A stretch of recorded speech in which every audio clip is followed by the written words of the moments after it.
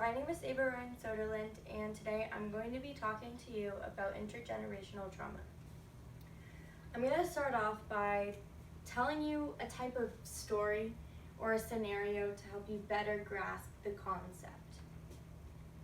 You have always felt a boulder on your shoulders.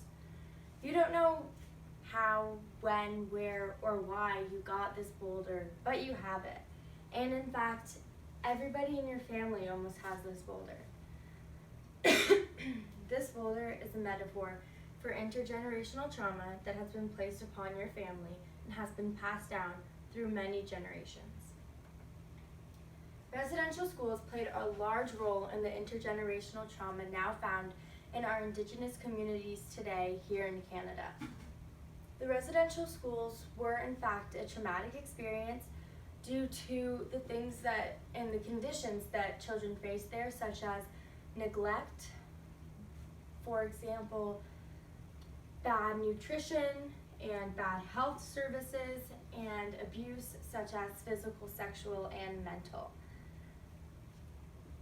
The Canadian government funded these residential schools, yet did nothing when reports were taken that said that the conditions were so bad that it was a health risk to any student who attended.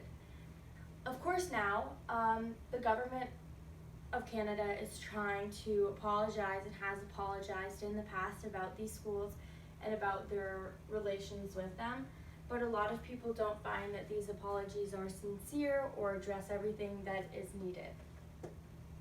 Intergenerational trauma gets passed down in many different ways, one of which is behavioral, which I'll give you another scenario to help you understand. And this could be like the children who attended residential schools were most likely disciplined with physical abuse when they acted out or did something that the nuns or the priests didn't want them to do. And as a result of this being the only way of discipline that they know, when they grow up and have children, this may be the way that they discipline their children. And then those children will then only know that way of discipline and do the same to theirs. Of course, this is all hypothetical.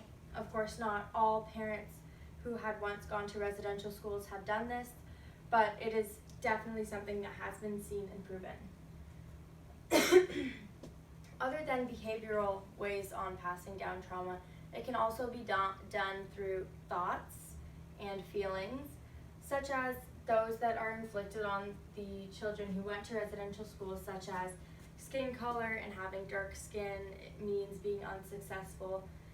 So these children may grow up, have kids, and tell them dark skin means that you're going to be unsuccessful, and then can lead to a cycle of that. There's also another way that intergenerational trauma can be transmitted. This is called epigenetics, which involves how genes make a specific protein, and this protein can be altered based on your experiences and your environmental conditions. So experiences that may be traumatic can alter your gene activity and make this mutation, and then when you have offspring, you may pass on this mutation to them. There are many mental health effects that emerge with intergenerational trauma, such as stress, anxiety, and suicide and depression, which are both in very high rates, much higher rates than in non-Indigenous in Canada. But there is in fact ways that you can break free from the cycle. It's not permanent, and there are ways that you can get through it. Of course, everybody's different, so they all won't need the same tools or react the same ways to certain treatments. But some people may just need to talk to family and just let their feelings out and just talk to people.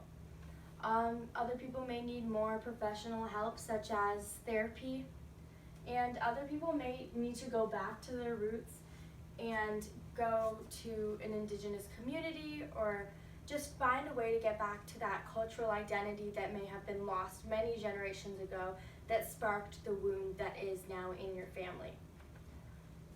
Intergenerational trauma is something that does get overlooked a lot because nobody talks about it, and it can make people who are suffering get overlooked. and they may overlook themselves because they don't understand what's happening. And that's why we need to talk about it so that it doesn't continue to be passed down. Because we want to break the cycle and we want to move forward in reconciliation and healing. Thank you.